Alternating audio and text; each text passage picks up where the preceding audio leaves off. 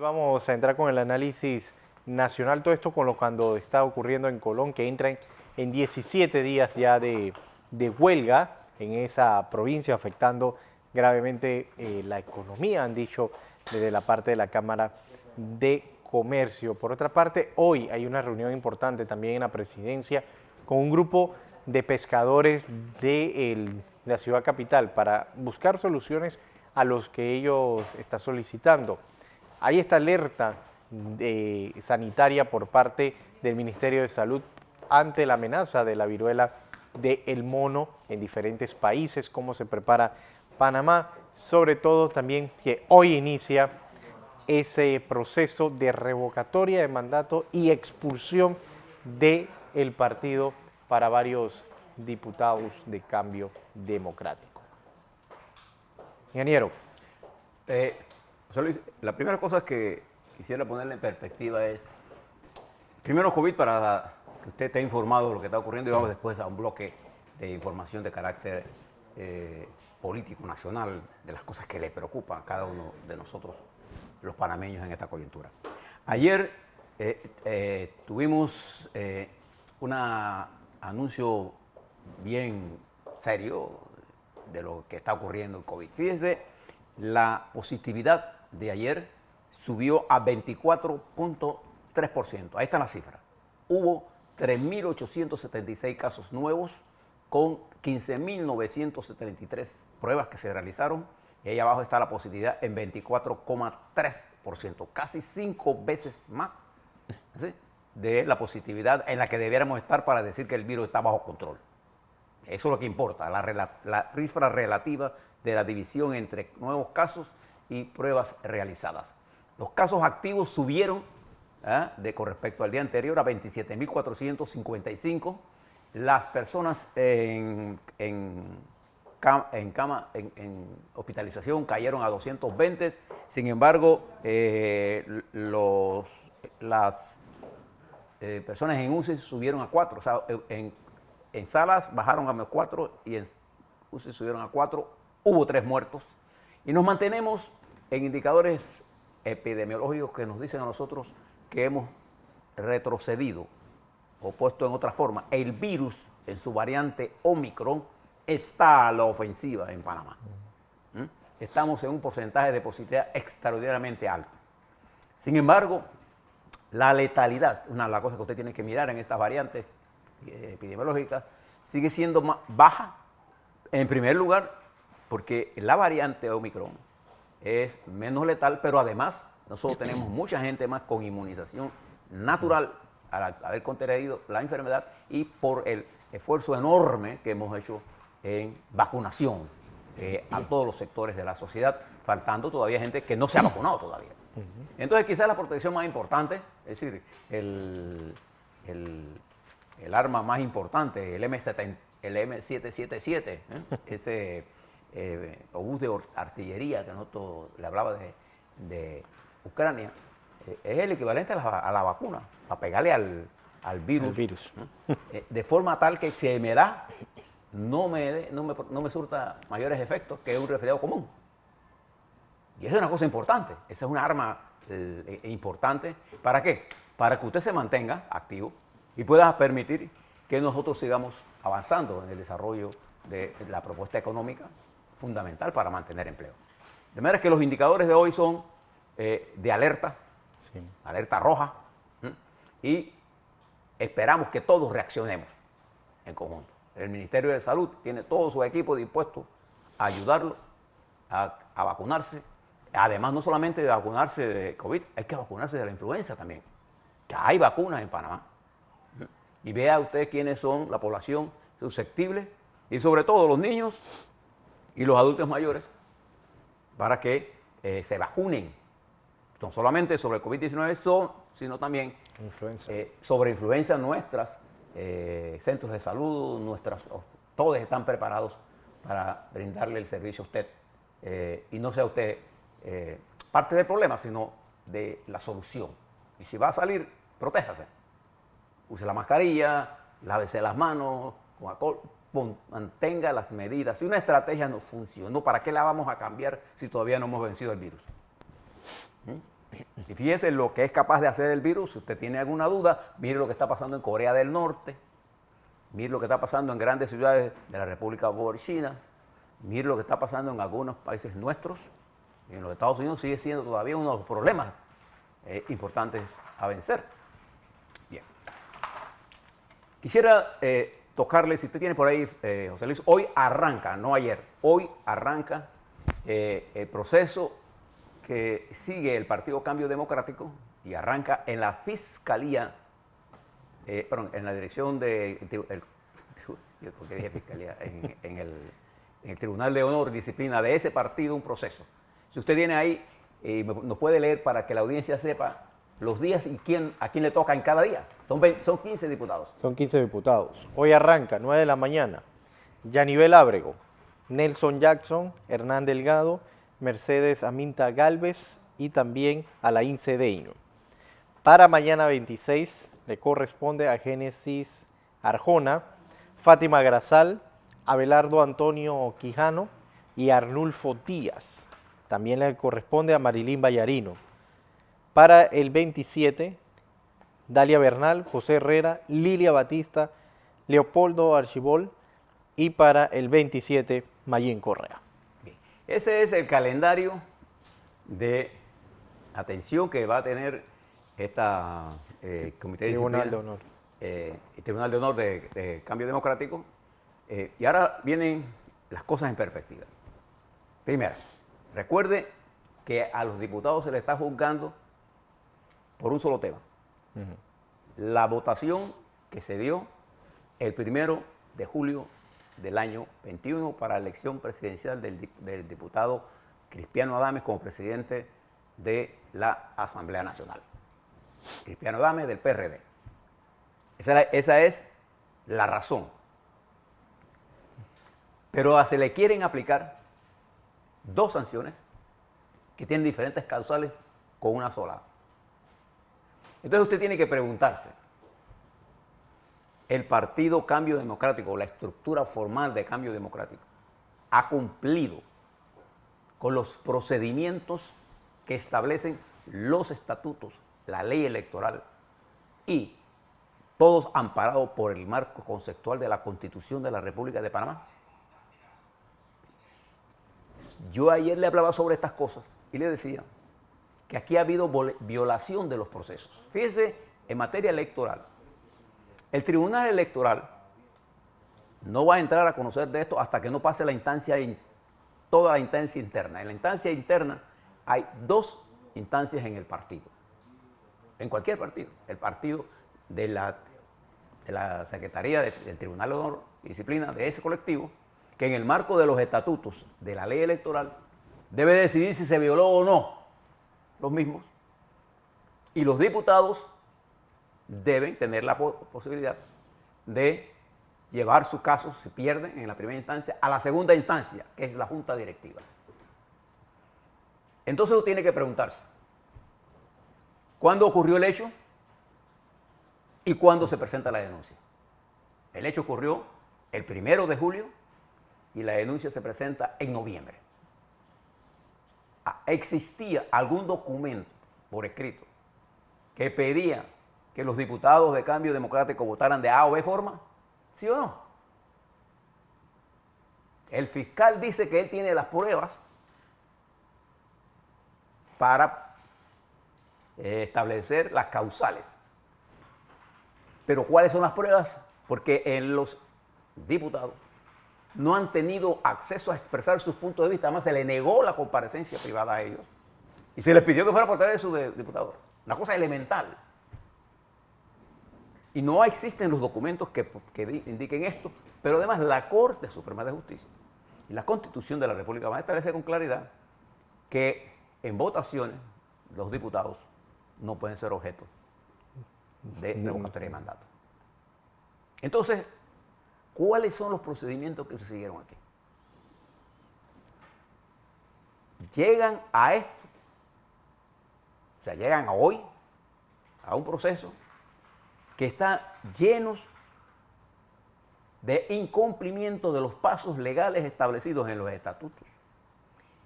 E incluso me llamó la atención poderosamente por los niveles de negligencia, que en las acusaciones que se le hacen a estos, se citan artículos del Código Electoral, que cuando usted dice, por ejemplo, el artículo 31, para decir cualquiera, no lo tengo aquí en las mis notas, resulta que ese artículo 31 no existe como artículo 31, está más adelante, ni siquiera se dieron el trabajo de estudiar esto. Pero el reglamento del Tribunal de Disciplina se hizo en septiembre y la votación fue en julio. En julio. Entonces hay una serie de violaciones a los procesos. Y aquí viene el problema central de todo esto, porque nosotros le estamos dando esta serie a ustedes. ¿Por qué nos debe importar a todos los panameños lo que está pasando aquí? ¿Porque usted es cambio democrático? No, no. Es porque nosotros tenemos que garantizar que el Tribunal Electoral no se convierta en un instrumento de la judicialización de la política, es decir, de buscar la justicia ante la incapacidad de la política de resolver los problemas políticos. Desde muy joven yo aprendí que los problemas políticos se resuelven políticamente. Usted no puede usar en forma antojadiza la solución de los problemas políticos o los problemas políticos para resolverlo en la justicia, amañando la justicia, porque eso es la judicialización de la política. Eso llevó a Brasil, donde está, fíjese que el juez Moro, el que instrumentó todo este proceso contra Lula da Silva, hoy la Corte Suprema de Justicia de aquel país hermano ha autorizado que se investigue la conducta dolosa de este juez. Fíjese, por eso es importante. ¿Qué está pasando en Brasil hoy? La polarización. ¿Qué pasó en Perú? Caiga el que caiga. Y entonces en ese cayó Perú, se inmoló un presidente, se pegó un tiro, y Perú entró en una vorágine de inestabilidad política. Judicialización de la política o el lawfare. Entonces nosotros en Panamá tenemos que cuidarnos de eso. Por eso estamos ofreciendo esta serie, para que usted tenga elementos. Estúdiese el artículo 151, ordinal 2 de la Constitución de la República de Panamá, que trata de las causales por las cuales se puede aplicar la revocatoria de mandato. Y vea el artículo de la Constitución correspondiente a la votación. Y usted se va a dar cuenta que 154. El 154. ¿Eso qué indica? Que ahí están los fundamentos constitucionales. Y vea si alguien puede juzgar a otro sin estar los documentos correspondientes de que hubo una línea política, si hubo un cumplimiento de los estatutos del partido o de la ley electoral o primero de la Constitución. Si eso ha sido violado, este proceso está viciado. Y además, observe ahora el problema político. ¿Cuál es el problema de fondo político? El problema es que hay un grupo mayoritario de diputados que tienen el derecho de pensar, de que ellos plantean la necesidad de constituir llamar a un proceso electoral que ya está establecido por ley y cambiar su presidente. Es un derecho que tienen ellos y el partido decidirá si lo hace o no. Eso no tiene nada que ver con revocarle el mandato ni expulsarlo del partido. Son dos eventos: revocar el mandato del legislador y expulsarlo del partido. Son dos acusaciones que tienen causales diferentes, autonomía judicial, cada uno tiene su propio procedimiento. Y aquí, a base de un solo sombrero, quieren impulsar un proceso. Eso es la destrucción de la estructura del partido en primer lugar y de cómo actúa el Tribunal Electoral. Y yo aspiro a que el Tribunal Electoral actúe en derecho, nada más. No tengo que decirle al Tribunal cómo debe actuar o no. Ellos son expertos en la materia y deben saber con claridad cómo deben actuar. Observen, magistrados, lo que está pasando en Colombia. En la elección de marzo que se escogió al actual grupo de senadores y de congresistas de Colombia, hubo un problema en el conteo. Y hoy los sectores que ven que Petro le va ganando dicen que hubo un fraude gigantesco. No hubo tal fraude. ¿Por qué este ataque? porque están debilitando la estructura orgánica, la institucionalidad, para crear el caos e impulsar a las Fuerzas Armadas a actuar en forma inconstitucional.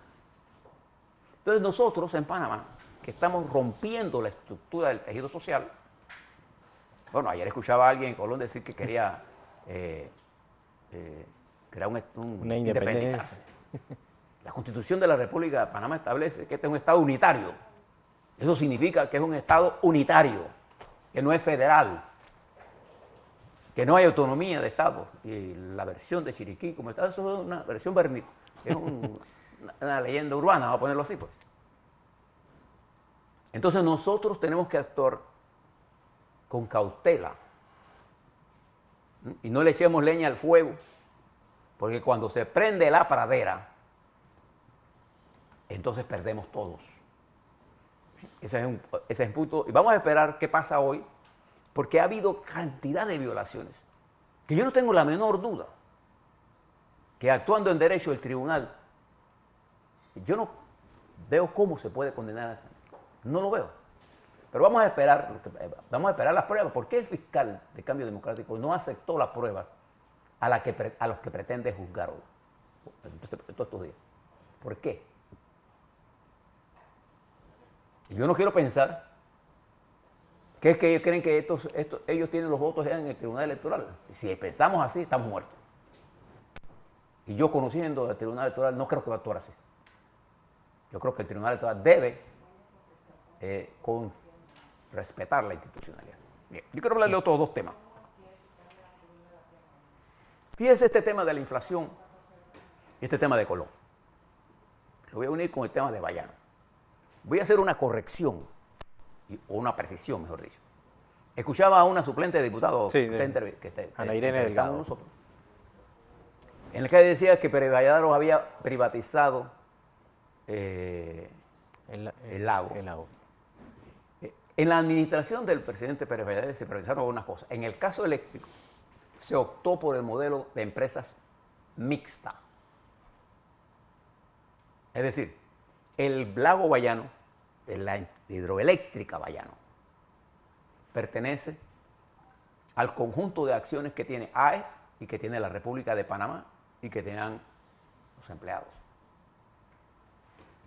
La primera cosa, o sea, no es una privatización, un modelo intermedio entre la privatización total y la estatización total para un mecanismo mixto, que ha producido beneficios a la República de Panamá y que algunos podemos no estar de acuerdo, pero que no es una privatización en ese sentido, es una empresa mixta.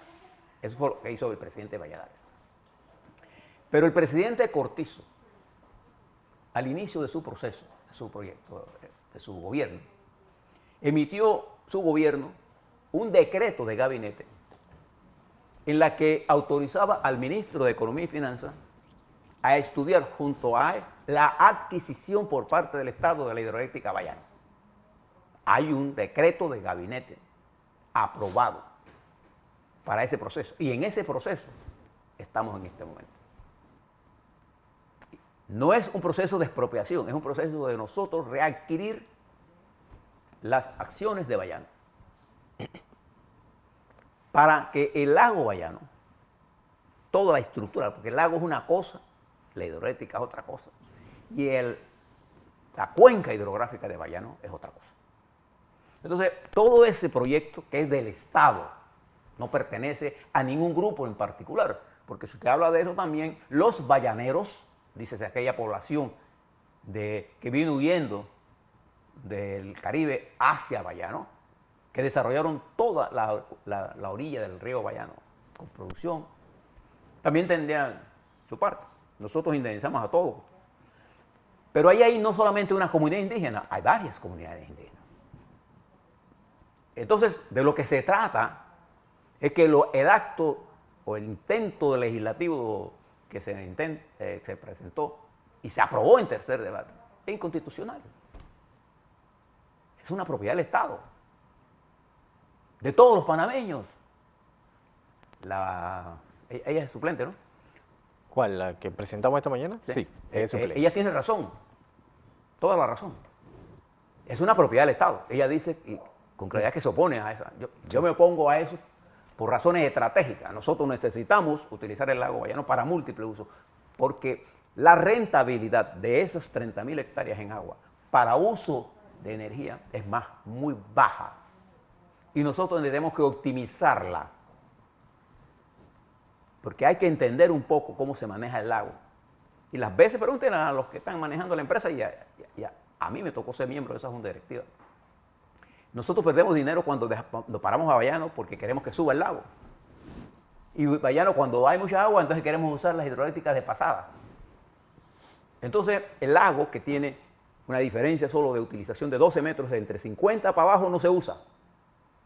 Y 62 para arriba, ya, en 62 puntos algo uno tiene que votar. Entonces, ese lago tendrá mejor uso, ese complejo tendrá mejor uso si tiene múltiples usos. Y hay una autorización del gobierno. Entonces se pasa esta ley. Este es el problema que crearon cuando uno piensa legislar sobre temas que tienen consecuencias nacionales. Entonces, vísteme despacio, que voy deprisa. Entonces, le toco ese tema, porque ahora mismo nosotros estamos generando con alto nivel de componente hidráulico. Y porque además nosotros establecimos en una nueva matriz el componente de gas natural a precios fijados con anterioridad a toda esta crisis, que nos permitirán a nosotros estabilizar el precio del mercado ocasional para que no se convierta en un esquema de cobrarle más a usted. Pero nosotros necesitamos Bayano, por múltiples razones. Pero ahora tenemos otro problema. En materia de energía, la que usamos ahora para transportarnos, para pescar, ¿qué puede hacer el Estado frente a lo que está ocurriendo en el mundo? Pocas cosas. Esto es decir que este es un Estado donde somos ricos, este es un Estado con serias limitaciones financieras. Alguien se los tiene que decir a todos. Y si nosotros nuestra principal es crear empleo. En Colón nosotros estamos haciendo inversiones multimillonarias. Entonces, usted puede cerrar todo lo que usted quiera, pero eso no va a resolver el problema.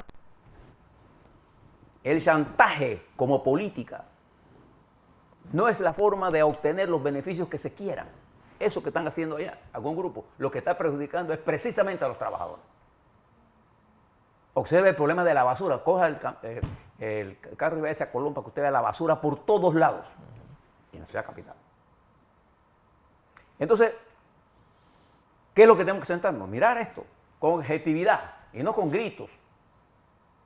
¿No? Esto es común lo que está ocurriendo. Esto lo estamos viendo en todos lados del mundo. ¿Cómo actúan los gobiernos entonces? Gobernando. Gobernar en estos tiempos no es cosa fácil. Tenemos que entender hoy cómo terminó el barril. ¿Cómo arranca el día de hoy? Con $110. ¿Cuánto estaba hace unos meses? Estaba en 60. Dicen los Estados Unidos no hay fórmula infantil. ¿Qué tuvo que hacer los Estados Unidos? Importar fórmula infantil de Alemania con aviones militares para traerlo a los Estados Unidos. Pero ellos tienen muchos recursos. Entonces nosotros tenemos que cuidar nuestro balance financiero, porque nosotros, para estabilizar el presupuesto de inversiones, nosotros tenemos que ir ¿dónde?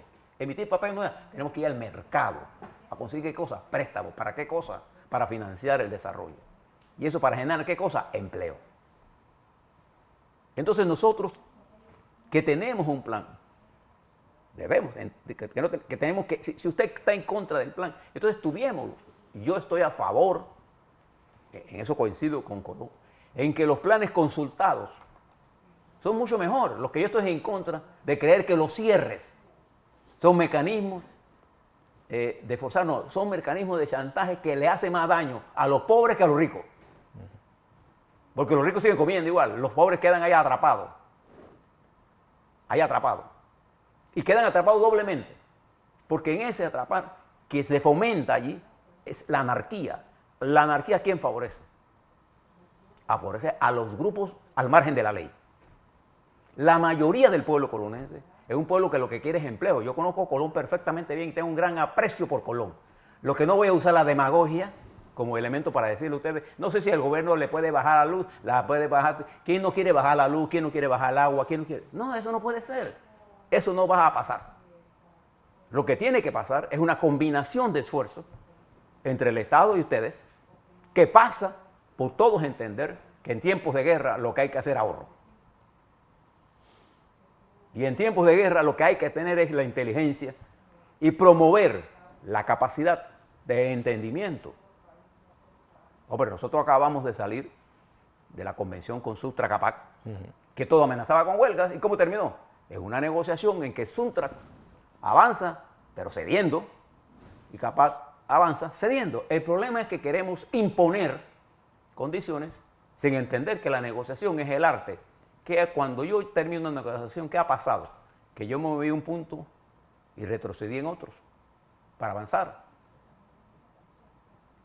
Pero tenemos que entender la dialéctica de lo que está ocurriendo en el mundo. En el mundo se está produciendo un camino hacia uno de los más graves problemas, que es una caída del crecimiento que puede llegar a recesión y un incremento de los precios e inflación que puede llegar a la conjunción de recesión con inflación, que es una de las cosas más perversas que hay. Y difícil. De manera que yo les llamo al entendimiento. Me alegra lo que haya planteado la suplente. Y yo creo que el presidente no tiene más remedio que vetar esa ley, no tiene más. No hay que darle más vuelta a eso. Lo que yo creo que hay que hacer es buscar los mecanismos, ¿no? Y pretender que podemos gobernar paralelamente al Estado es un grave error, porque esa es parte del problema que tiene nuestra América, la destrucción de la institucionalidad para promover populismo o de derecha o de izquierda que nos llevan a nosotros al camino de la destrucción.